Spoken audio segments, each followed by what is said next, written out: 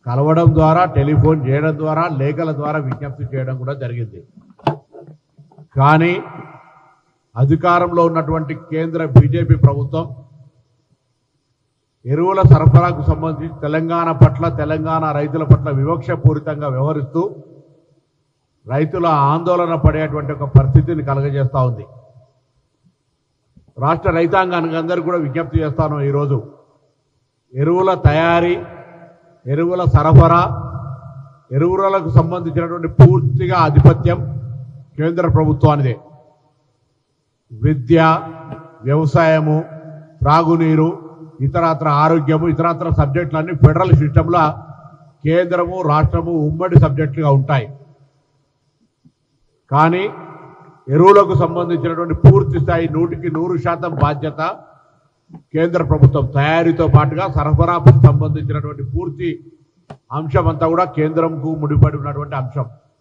అందుకే రాష్ట్ర ప్రభుత్వం పక్షాన కేంద్రాన్ని ఇన్నిసార్లు విజ్ఞప్తి చేస్తున్నప్పటికీ కూడా రాష్ట్ర ప్రభుత్వం భారతీయ జనతా పార్టీది లేదనే కారణం మీదన, లేదా కాంగ్రెస్ పార్టీ తెలంగాణ ప్రభుత్వం రైతాంగానికి 22,000 కోట్ల రుణమాఫీ చేసి రైతు భరోసా పేరు మీద ఎకరానికి 6,000 రూపాయలు 9 రోజుల్లో 9,000 కోట్లు ఇవ్వడం కానీ, సన్న వడ్లకు 500 బోనస్ ఇవ్వడం కానీ, ఈ విధంగా రైతులకు సంబంధించిన అనేక కార్యక్రమాలు జరిగేటువంటి సందర్భంలో రైతుల పట్ల కాంగ్రెస్ పార్టీకి కొంత వ్యతిరేకత రావాలనే ఆలోచనతో భారతీయ రాష్ట్ర సమితి బీఆర్ఎస్ తోటి క్షేత్రస్థాయిలో కుమ్ముక్కై లేని అపోహలను సృష్టించి ముందస్తుగానే రైతుల లోపల ఒక ప్యానిక్ సిస్టమ్ క్రియేట్ చేయడం వల్ల కొంత ముందస్తు స్టాకులు పెట్టుకునేటువంటి కొంతమంది ఉత్సాహులైన రైతులతో కారణం కావచ్చు, ఇంకేదైనా కావచ్చు, ఈరోజు ఎరువులకు సంబంధించిన ఇబ్బంది ఉన్నమాట వాస్తవము. మేము కాదని అనడం లేదు. చంద్రబాబు ముఖ్యమంత్రిగా ఉన్న కాలంలో రాష్ట్రంలో ఒక్క మెడికల్ కాలేజీ కూడా తీసుకురాలేదని వైసీపీ అనుకూల పేపర్లలో వార్తలు రాస్తున్నారని మాజీ ఎమ్మెల్సీ పరుచూరి అశోక్ బాబు మండిపడ్డారు. వాస్తవాలు తెలియకుండా ప్రజలను తప్పుదోవ పట్టించే దిశగా వైసీపీ అనుకూల మీడియాలో న్యూస్ ఉంటున్నాయని అన్నారు. ఉమ్మడి రాష్ట్రంలో చంద్రబాబు ముఖ్యమంత్రిగా ఉండగా 27 కాలేజీలు వచ్చాయని చెప్పారు. ఇంజనీరింగ్ కాలేజీల లాగా మెడికల్ కాలేజీ పెట్టలేరని గుర్తు చేశారు. ఈరోజు సాక్షిలో ఓ ప్రధానమైన వార్త, 15 ఏళ్లలో చంద్రబాబు నాయుడు గారు ముఖ్యమంత్రిగా ఉన్నప్పుడు ఒక్క మెడికల్ కూడా కాలేజ్ తేలేదు అనేది ఒక ప్రధానమైన వార్త. బ్యానర్ ఐటెం కాదు, కానీ దానికి ఎక్కువ ప్రాముఖ్యత ఇచ్చి రాసి మెడికల్ కాలేజీలు అనేవి ఆంధ్రప్రదేశ్లో రాకపోవడానికి చంద్రబాబు నాయుడు కారణం అన్నట్లుగా అక్కడ చెప్పడం జరిగింది. ఇవాళ సూర్యోదయం లేదు అని సాక్షిలో రాస్తే ఎంతమంది నమ్ముతారో ఇది కూడా అంతే. అందుట్లో ఎంత వాస్తవం ఉందో ఇందుట్లో కూడా అంతే వాస్తవం ఉంది. అంటే వాళ్ళు ఏంటంటే మా పేపరు మా ఇష్టం, అక్కడ ఎవడో పిచ్చోడు పర్వర్టెడ్ పర్సన్ ఉంటాడు, వాడు ఇవాళ సూర్యోదయం లేదని అనుకుని రాసేస్తే అదే సాక్షిలో ప్రింట్ అయిపోద్ది. అంటే రాసేవాడికన్నా బుద్ధి ఉండాలా, రాయించేవాడికన్నా బుద్ధి ఉండాలా. చదివేవాళ్ళు ఇద్దరి కంటే కూడా మేధావులు. ఇవాళ సూర్యోదయం లేదని సాక్షి పేపర్లో రాస్తే నాకు పేపర్ ఉంది, టీవీ ఉందని ఆ సాక్షి పేపర్ పనిచేసేవాళ్ళు కూడా నమ్మరు. ఎందుకని వాస్తవాలు ఎప్పుడు ప్రజలకి అర్థమయ్యేటట్లు ఉండాలా, వాస్తవాలు చెప్పగలగాల. ఇది మెడికల్ కాలేజీ ఒక్కటి కూడా రాలేదు అనేది ఇవాళ సూర్యోదయం లేదు అన్న దాంట్లో ఎంత వాస్తవం ఉందో ఇది కూడా అంతే వాస్తవం ఉంది. వీళ్ళు ఏమన్నా అసలు ప్రభుత్వంలో 2019 నుంచి 2024 దాకా ఉన్నారు. ఎన్ని మెడికల్ కాలేజీలు ఉన్నాయి, అసలు ఎన్ని కాలేజీలు వీళ్ళు కొత్తగా తెచ్చారు, అంతకుముందు ఎన్ని కాలేజీలు ఉన్నాయనేది లెక్క అధికారంగా ఉంటుంది. అదేమి ఇవాళ తారుమారు చేసే అంకేం కాదు. చంద్రబాబు నాయుడు గారు ఉమ్మడి రాష్ట్రంలో ఆయన ముఖ్యమంత్రిగా చేసినప్పుడు మొత్తం 27 కాలేజీలు వచ్చినాయి. అది 14-19లో దాదాపుగా 11 కాలేజెస్ వచ్చినాయి. ఒక 6 ప్రైవేట్ సెక్టార్లో వచ్చినాయి, అలాగే 5 గవర్నమెంట్ సెక్టార్లో వచ్చినాయి. చంద్రబాబును రాజకీయంగా ఎదుర్కోవటానికి తమకు భయం లేదని వైఎస్ఆర్సీపీ నేత మాజీ ఎమ్మెల్యే టీజేఆర్ సుధాకర్ బాబు స్పష్టం చేశారు. చంద్రబాబుకు సిట్ అనేది జేబు సంస్థగా మారిపోయిందని విమర్శించారు. తాడేపల్లిలోని వైఎస్ఆర్సీపీ కేంద్ర కార్యాలయం నుంచి మాట్లాడిన టీజేఆర్, చంద్రబాబు మద్యం విధానానికి మేం వ్యతిరేకమని, చంద్రబాబు హయాంలో మంచినీళ్లు దొరకవు కానీ మద్యం దొరుకుతుందని ఎద్దేవా చేశారు. విడతల వారీగా మద్య నిషేధం చేసిన ఘనత వైఎస్ఆర్సీపీ ప్రభుత్వానిదే అని, రాజకీయ కుట్రలతో రిటైర్డ్ అధికారులు ధనుంజయ రెడ్డి, కృష్ణమోహన్ రెడ్డిలను వేధించారన్నారు. గోవిందప్ప గారు ఆయన ఒక సిమెంట్ ఫ్యాక్టరీకి సంబంధించిన అధిపతి. వారిని అక్రమంగా కేసులు బనాయించే కార్యక్రమం జరిగింది. ఇదంతా ఒక సృష్టి. నారా చంద్రబాబు నాయుడు, లోకేష్ నాయుడు గారు ఆడించబోతున్న ఓ కట్టు కథ. ఇది ఒక బేతాళ కథ.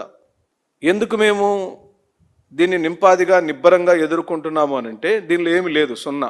అసలు కేసులు బనాయించి రాష్ట్రంలోని ప్రజలను అల్లకల్లోలం చేసి భయభ్రాంతులను చేసి ప్రభుత్వ వైఫల్యాల వైపు ప్రజలు చూడకుండా, నాయకులు చూడకుండా, ప్రతిపక్షం చూడకుండా ఎలా మేనేజ్ చేయొచ్చో నారా చంద్రబాబు నాయుడు గారికి మీరు ఎవరు మనం చెప్పాల్సిన అవసరం లేదు. ఆయనకి పూర్తిగా ఈ అంశాల మీద సంపూర్ణమైన అవగాహన ఉంది ఓ సీనియర్ రాజకీయ నాయకుడిగా. అసలు జరగనది జరిగినట్టుగా ఎలా చెప్తాడు? దారిని పోయే వాళ్ళందరికీ ఎలా ముడిపెడతాడు? ఓ ఫోన్ కాల్ లిస్టు తీసుకుంటాడు.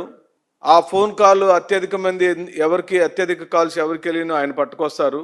నీకు పలానా చెవిరెడ్డి భాస్కర్ దగ్గర నుంచి ఫోన్లు ఇన్నిసార్లు వచ్చినాయి కదా, ఈ కేసుకు ఏంటి సంబంధం అని అడుగుతారు.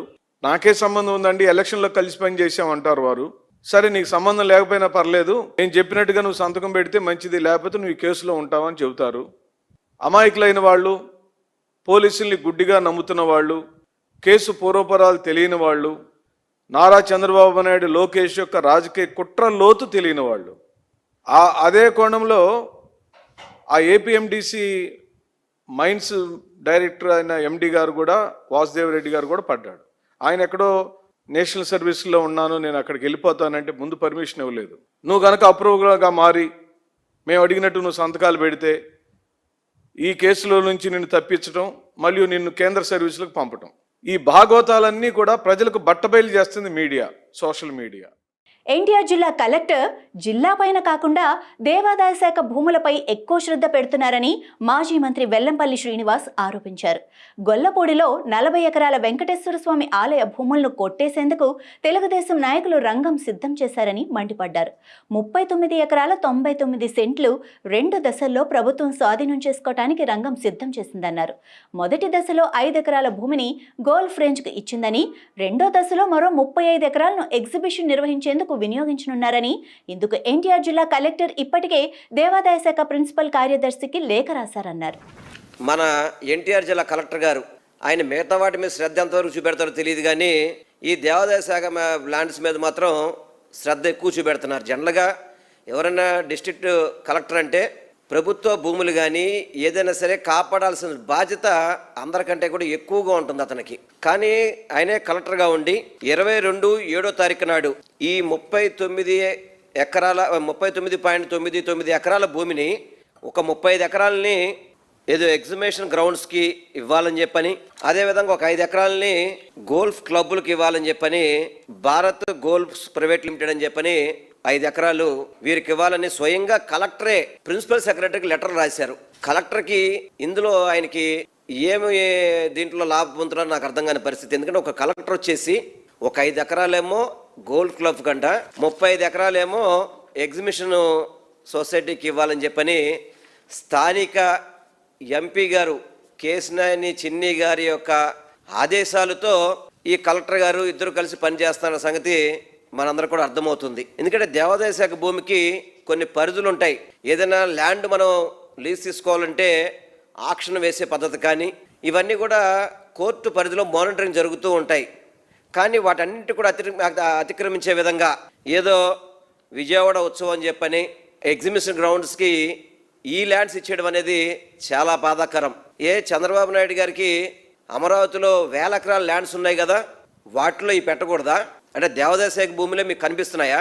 అంటే దేవాదాయ శాఖ భూమి అయితే కనుక ఎవరు పట్టించుకోరు, వాటిని మనం ఎలాగైనా ఇచ్చేయచ్చు అని చెప్పని మీకు కనబడుతున్నాయా?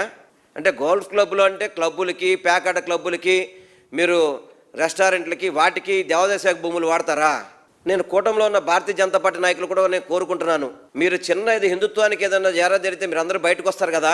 40 ఎకరాల ల్యాండ్ కనుక ఈ కూటమి ప్రభుత్వం, మీరు పార్ట్నర్షిప్గా ఉన్న ప్రభుత్వం ఈ విధంగా చేస్తుంటే మీరు ఎవరు నోరు తెరవరా?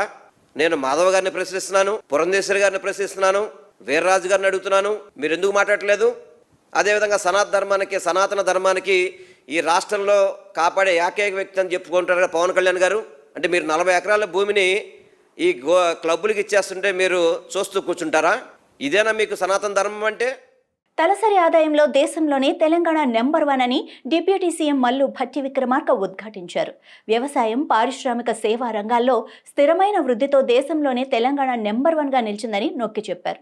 కర్ణాటక, హర్యానాలను అధిగమించి తెలంగాణ రాష్ట్రం రికార్డు సాధించిందని పేర్కొన్నారు. ఇవాళ హైదరాబాద్లో రాష్ట్ర స్థాయి బ్యాంకర్ల సమావేశం జరగగా ఈ సమావేశంలో మల్లు భట్టి విక్రమార్క పాల్గొని మాట్లాడారు. రాష్ట్ర స్థాయి బ్యాంకర్ల సమితి సమావేశాలు మనం కంటిన్యూస్ గా చేసుకుంటూ వస్తా ఉన్నాం. రాష్ట్ర ప్రగతిలో బ్యాంకర్ల పాత్ర ప్రముఖ పాత్ర వహిస్తా ఉంది. అది ఇన్ఫ్రాస్ట్రక్చర్ కావచ్చు, లేకపోతే సర్వీస్ సెక్టర్ కావచ్చు, ప్రయారిటీ సెక్టర్ కావచ్చు, సోషల్ బ్యాంకింగ్ కావచ్చు. వీటన్నిటిలో కూడా ఈరోజు తెలంగాణ రైజింగ్ అంటే మీ అందరి పాత్ర కూడా ఉంది దాంట్లో. ముందుగా ఈ రాష్ట్ర రైజింగ్ లో ప్రముఖ పాత్ర వహిస్తున్నటువంటి మీ అందరికి కూడా రాష్ట్ర ప్రభుత్వం తరఫున నా హృదయపూర్వకమైనటువంటి అభినందనలు, కృతజ్ఞతలు కూడా తెలియజేస్తా ఉన్నాను. అలాగే I have some few issues also to share with you. Particularly I'm very happy to share with all of you that Telangana tops in per capital income in the country with 3.87 lakhs, surpassing Karnataka and Haryana, marking its first top position in 5 years.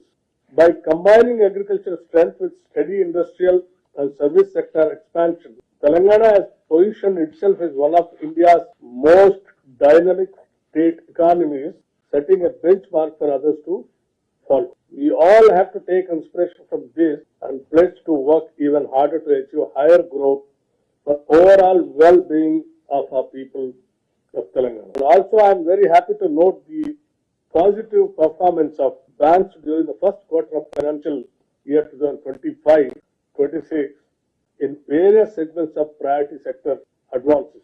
Also, it is appreciable that banks have so far achieved 33.64% of ACP lending targets and the priority sector in the first quarter itself. ఇవి ఇప్పటివరకున్న updates. మరిన్ని updates కోసం చూస్తూనే ఉండండి అభినవ్ భారత్.